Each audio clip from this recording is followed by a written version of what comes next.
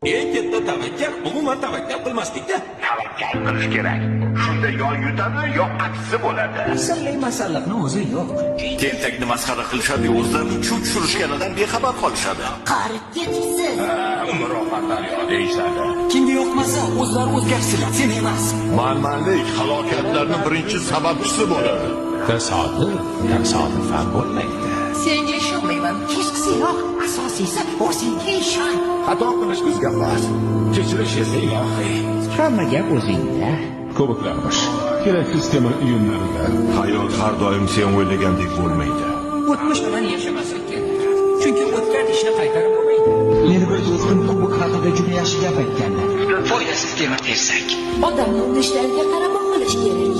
Hozirgi qaroring seni ayni damda kim bo'lishini belgilab beradi.